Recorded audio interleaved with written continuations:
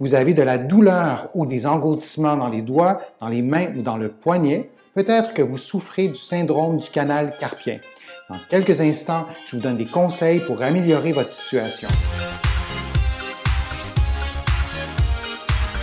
Je suis Denis Fortier. Si vous êtes nouveau ici sur ma chaîne YouTube, je vous propose de vous abonner.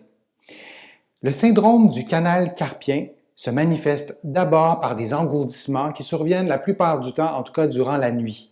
Puis, graduellement, ces engourdissements-là vont s'amplifier pour devenir de la douleur. Et dans certains cas, dans les cas un peu plus avancés, ces engourdissements-là et cette douleur-là va persister aussi durant la journée, au point, parfois, de vous empêcher de faire des activités aussi simples que de cuisiner ou même de vous habiller.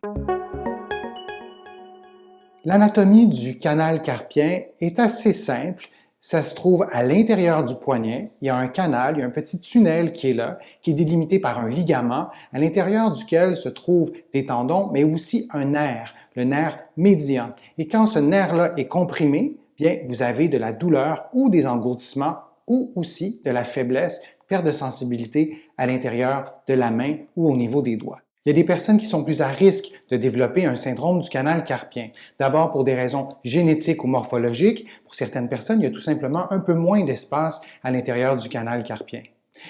Aussi, les personnes obèses sont plus à risque parce que le tissu adipeux, le gras, peut aussi comprimer un petit peu ce canal-là. Les femmes enceintes aussi sont plus à risque. Donc, il y a une liste comme ça de facteurs de risque, mais ça peut être aussi en raison de votre travail, en raison des mouvements que vous faites à votre travail, des mouvements répétés. À partir du moment que vous avez ce syndrome-là qui s'est installé, qu'est-ce que vous pouvez faire? La première chose à ne pas faire, c'est des exercices. On veut reposer le canal carpien, on veut reposer votre poignet. S'il y a de l'inflammation qui s'est logée, on veut que le corps arrive à régler cette inflammation-là. Donc, pas d'exercice, à moins qu'un professionnel de la santé vous l'ait conseillé. Un truc qui fonctionne vraiment bien, c'est d'utiliser une orthèse de repos ou une attelle de repos, si vous préférez, que vous allez porter la nuit.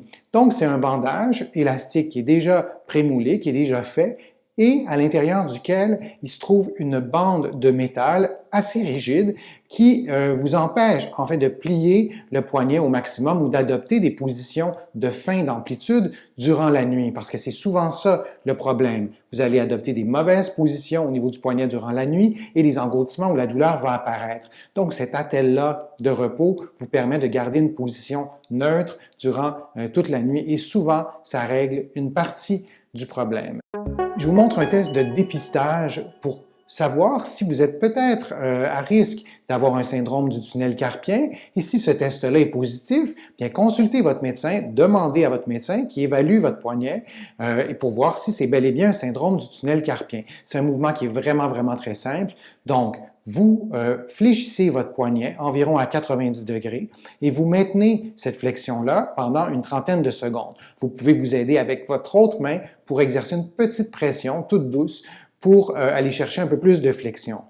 Une façon aussi de faire le test des deux côtés ensemble, c'est que vous faites une double flexion, donc avec les deux poignets que vous allez fléchir à 90 degrés et vous allez placer le dos de chacune des mains l'une contre l'autre. Donc, vous allez pouvoir faire le test des deux côtés en même temps. S'il y a des engourdissements après 30 secondes, s'il y a de la douleur après 30 secondes, le test de dépistage est positif et ça vaut la peine à ce moment-là d'en parler à votre médecin pour avoir une évaluation en bonne et due forme. Un des signes qui fait en sorte que le syndrome du tunnel carpien s'aggrave, c'est à partir du moment que vous perdez de la force et que vous perdez de la sensibilité au niveau des doigts ou de la main. C'est-à-dire que vous touchez à votre peau et vous ne sentez pas la même chose que de l'autre côté quand vous faites la comparaison. Donc, perte de sensibilité, perte de force, c'est des signes qui doivent absolument vous conduire à consulter votre médecin pour identifier le problème, bien identifier la cause et votre médecin va pouvoir aussi vous passer des tests pour bien vérifier si c'est le nerf qui se trouve à l'intérieur du canal carpien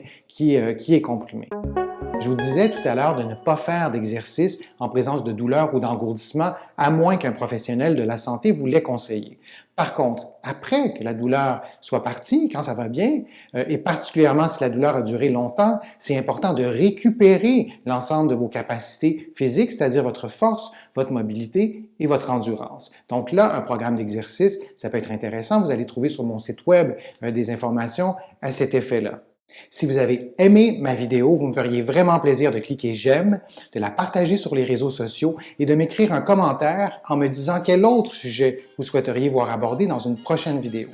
En terminant, je vous invite à regarder la description de la vidéo dans laquelle vous allez trouver des hyperliens pertinents, notamment sur mes sites web et sur mes livres dans lesquels vous allez trouver plein d'exercices, de conseils et d'informations. Je vous remercie beaucoup. Je suis Denis Fortier. À une prochaine fois.